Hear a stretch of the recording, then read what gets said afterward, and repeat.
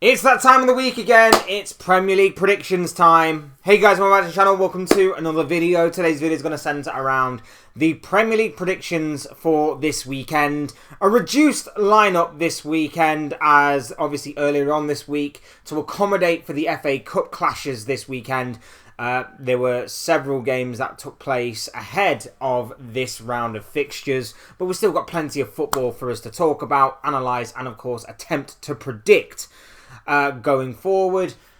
Before we get into all of that though, I would like to remind you all to please like the video and also subscribe if you are new. Both things will always and forever be greatly appreciated, and also encourage each and every single one of you to get involved in the comment section down below. Use and abuse that section, people. Talk to me on anything and everything that you can think about as far as what the Premier League fixtures are concerned this weekend. Give me your thoughts, comments, opinions, but most of all, of course, your predictions, because after all, people, where would a Premier League predictions video be after all without predictions?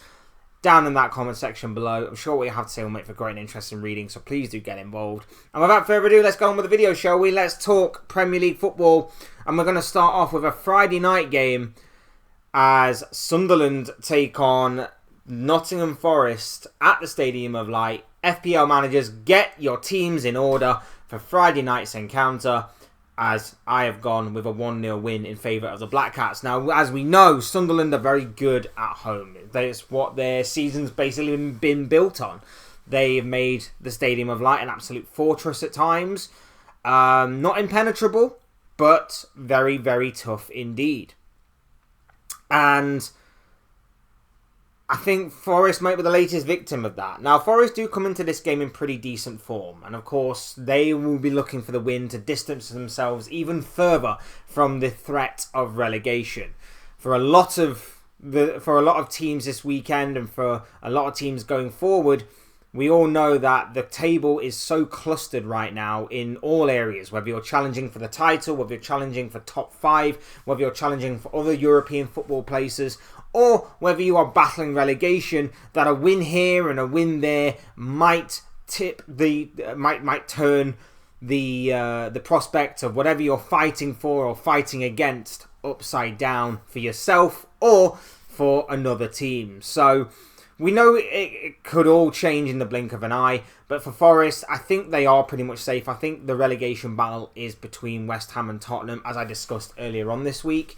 But even so, you still want that kind of protection, that security, and of course, the relief of that threat of relegation. So, I'm sticking with my prediction of 1-0 Sunderland, but I wouldn't be surprised if Forest did get something. They're in a bit of good form, our Forest, and Morgan Gibbs-White in particular is looking sharp. So, I wouldn't be surprised if Forest did get something from this game, but I'm sticking with my original prediction. I'm going 1-0 to the Black Cats. Next up, Fulham taking on Aston Villa at Craven Cottage, and I've gone with a 2-1 win to Aston Villa. Now, I think a win here will pretty much cement, properly secure Aston Villa's prospect of Champions League football for next season. I think they will solidify themselves in the top 5 of a win here. And I think with the Europa League semi-final against Nottingham Forest on the horizon, I think it is a fantastic opportunity against the Fulham side, who we know can be a bit hot and cold at times. I know they are tougher at home than they are away, but I still think it's a good prospect for Aston Villa to get a win here, get the 3 points, and not only that, but therefore secure themselves Champions League football for next season.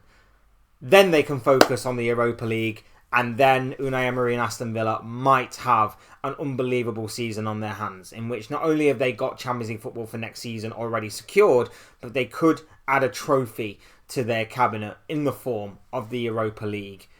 And I think that would be truly phenomenal. And I think they are probably one of the favourites to go and do that in the remaining 4 teams that are in that competition. But is it all smooth sailing as far as what this fixture is concerned? Look, Ollie Watkins, Morgan Rogers seems to be back in some form. They obviously have a very, very good squad. They can leak goals, and that might be encouraging for Fulham, but they can definitely score them as well, and last weekend certainly proved that. As far as what Fulham are concerned, again, decent squad, they work hard, they're safe and sound and secure, there could potentially be a late push for some form of European football, but they have fallen off in the past couple of weeks, and you do fear that another loss here might just completely kill any sort of last glimmering hope that European football might be on the cards for next season for Marco Silva's side. But they've gone about their business really well, and I think they've gone very much under the radar this year. But that may have helped them. That may have helped them in some way, shape or form. So, fair play to Marco Silva's side. Again, another solid season with Fulham, but I do see them losing against Villa in this one. Next up, action from Anfield as Liverpool welcome Crystal Palace to Merseyside, and I've gone with a 1-0 win in favour of the Reds. Now, this isn't exactly a foregone conclusion, of course it's not. Palace have been a bit of a bogey side for Liverpool, not just this season in terms of already losing 3 times to Oliver Glasner's side, but in previous years as well. Not going to be an easy game by any stretch of the imagination. Going to be awkward at times, 100%. And of course, you never ever know what Liverpool side is going to turn up either. What I will say is that the Reds have put together a couple of very good wins in their pursuit of Champions League football for next season. A win against Fulham, a win against Everton. 2 wins that I was not really expecting. So I'm kind of on edge a little bit as to when the wheels are going to fall off again. And they very well could against the Palace side, who on their day can be brilliant. The only thing I will say, other than obviously Liverpool's recent form, is that I think Palace may have one eye on the Europa Conference League. They're already safe and sound in the league. It's very unlikely they're going to put together a last-minute push towards European football for next season from the league's perspective.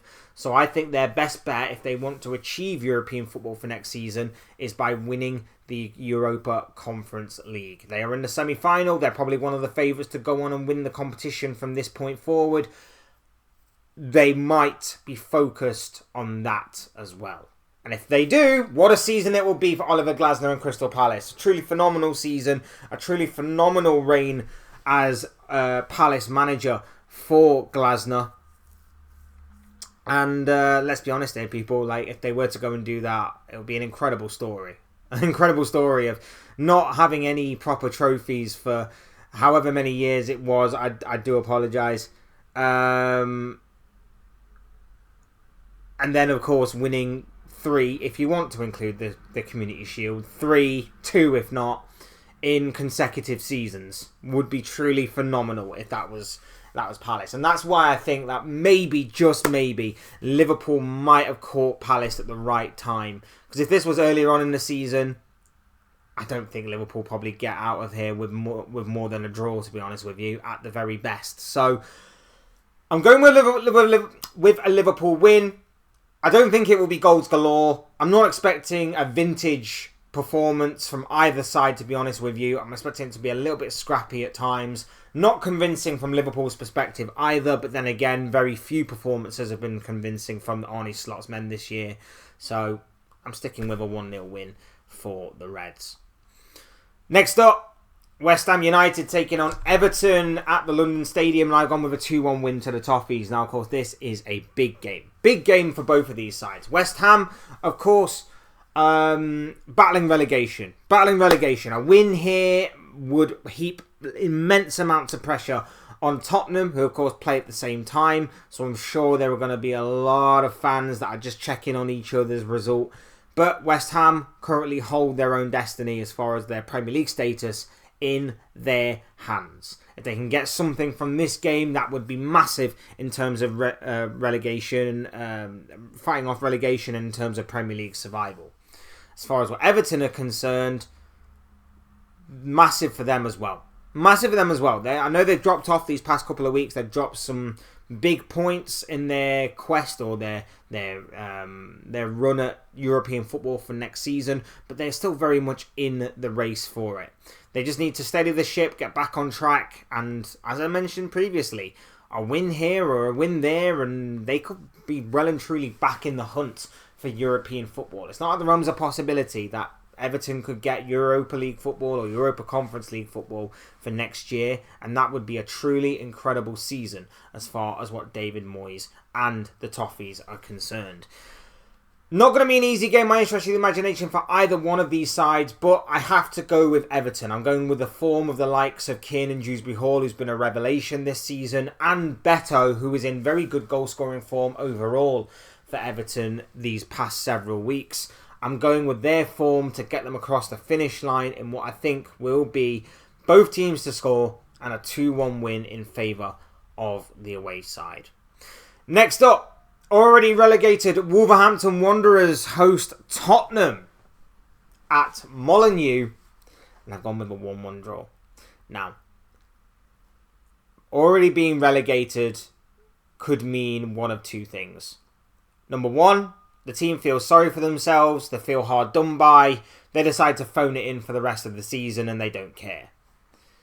Number two, they play for pride, they play for honour, they try and give the fans something to shout about, so they're going down to the Championship with a bit of fight about them and a bit of optimism that maybe they can come back up for next season. That could be on the cards for Wolves. If it's the latter of the two, it might mean they're taking Tottenham down with them. Spurs have a golden opportunity here. A golden opportunity to get 3 points on the board, heap pressure on West Ham. I mean, it would be massive if Tottenham won. If Tottenham win, that takes them above West Ham, assuming that West Ham obviously lose against Everton. If it's a draw, they go level on points, but Spurs have the better goal difference, only slightly, and therefore Spurs will leave the relegation zone this weekend. If West Ham win and Spurs win, it's as you were. This has to be a win for Spurs. It can't be anything else. They can't draw. They can't obviously lose. It has to be a win for Spurs. If they want any hope of getting out of the bottom three with maintaining their Premier League status, they're going to need to win this game. Anything else, and I fear that it's curtains. I fear it's curtains. With the running that they've got, I fear it's going to be curtains for Tottenham. I feel like it will be done and dusted from this weekend forward. They need to win against Wolves. Which is why I've gone for a draw, because it's typical Tottenham. It's typical Tottenham. We know that earlier on in the season, these two teams drew those incredible scenes of Paulinho taking off his shirt as he scored the equaliser in injury time, which is bizarre. But who knows? Maybe he's a bit of a psychic. Maybe he foresaw that 1 point was going to be enough to keep them up in the Premier League for this season, and if so, his celebrations would probably therefore be justified a little bit. But they drew earlier on in the season. Like I say, Wolves are either feeling sorry for themselves or they're going to go down fighting with pride. I don't know. I genuinely don't know. That's the beauty of this kind of scenario and situation.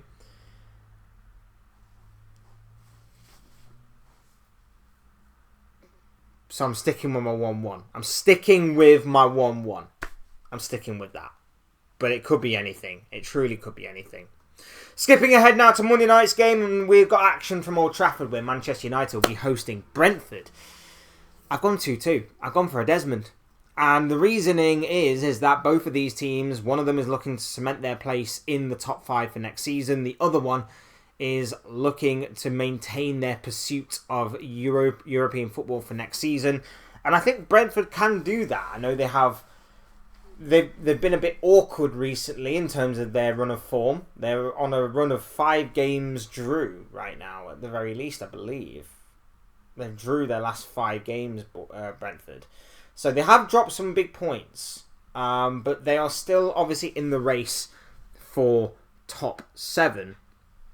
And obviously with them having this game in hand over 6th place Brighton, 7th place Bournemouth and 8th place Chelsea, Brentford, if they win, will leapfrog them all into 6th again and will be there in a Europa League spot.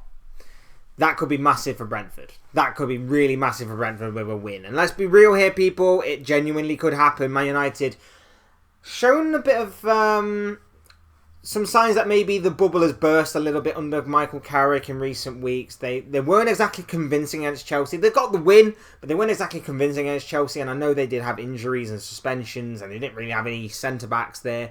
But they did lose to Leeds the previous game before that. All signs that maybe things aren't quite all sunshine and rainbows again. But that was to be expected. They were going to face some tougher times, and maybe they are going through them a little bit right now. But in saying that, again, it's this topsy-turvy thing, because Brentford can be extremely good on their day. And if Igor Thiago's firing on all cylinders and chasing down Erling Haaland's golden boot, if, you know, Kevin Shashada and Damsgaard are being as creative as ever, if the Brentford defence is on point and strong and resolute, as well as obviously Keeman Kelleher in goal being inspired, then Brentford will make it extremely tough for United, and they probably could get a win. They probably could get an important victory that will see them climb the table again for the Bees. But if United are on form, especially the likes of Bruno Fernandes, who is basically at the heart of everything positive about United right now. And of course is chasing down that assist record. I think he only needs 3 more to break it, 2 more to equal it.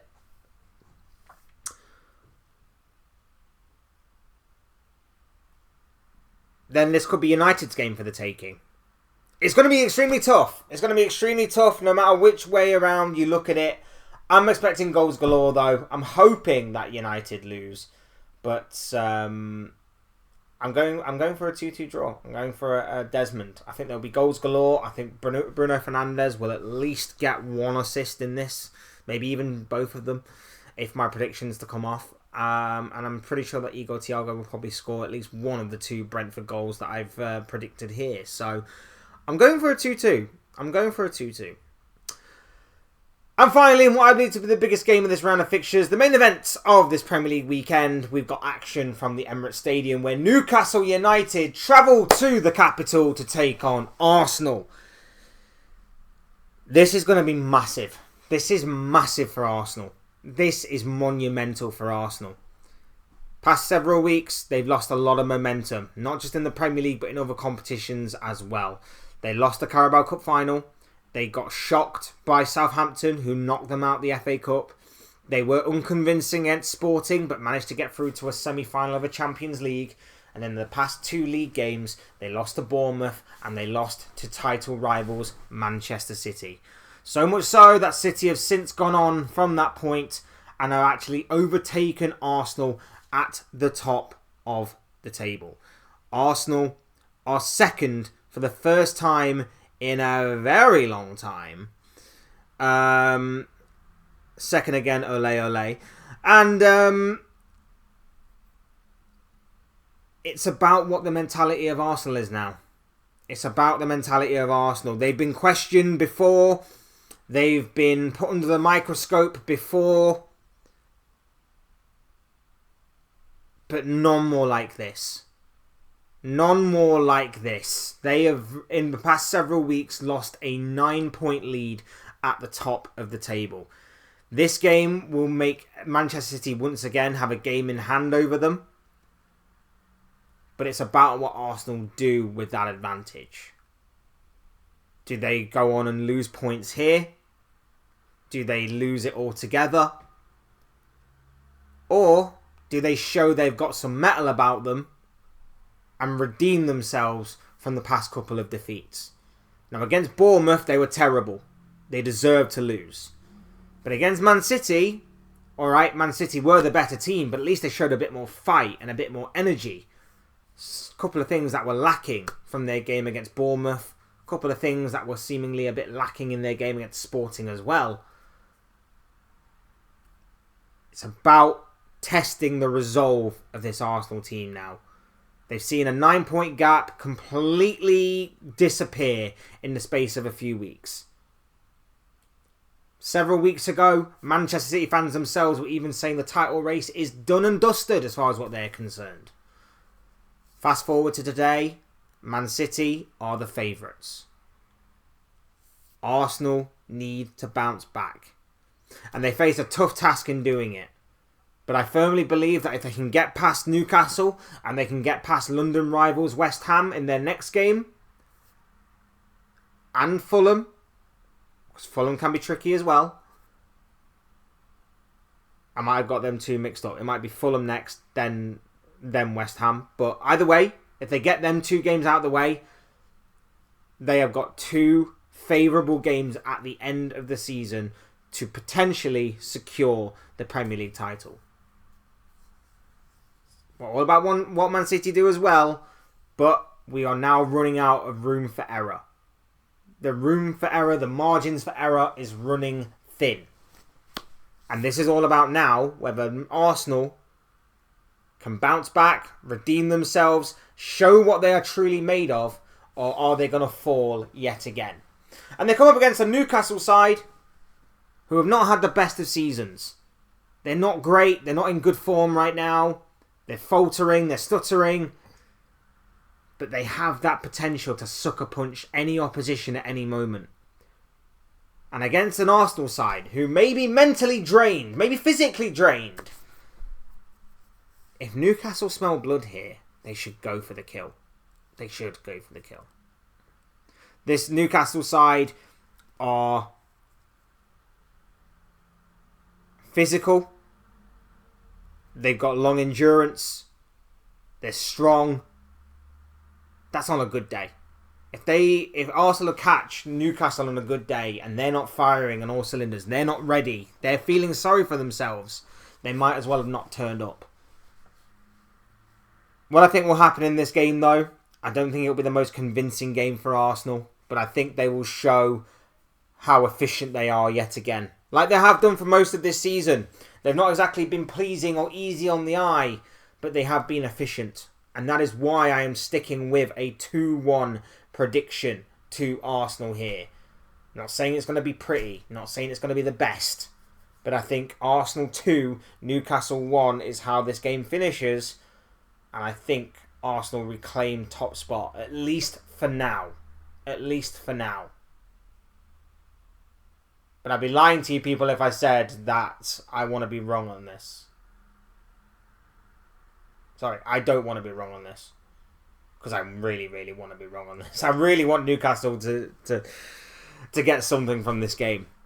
But no, I think Arsenal will show resolve. And they'll keep this title race going for a little while longer yet.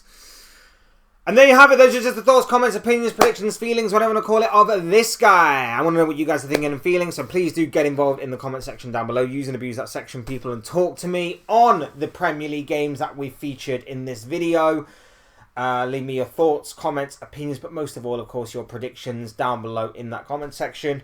Otherwise, hit the like button on the way if you enjoyed the video. Subscribe if you are new or want to see more content like this. Both things will always and forever be greatly appreciated. And as always, thank you all so much for watching and listening. I've been Fletch. This has been another Fletch Talks video, and I'll see and speak to you all again soon in another video, or live stream, or whatever it may be. Cheers guys, thanks everyone for watching, take care of yourselves, enjoy the rest of your day, speak to you all again very, very soon.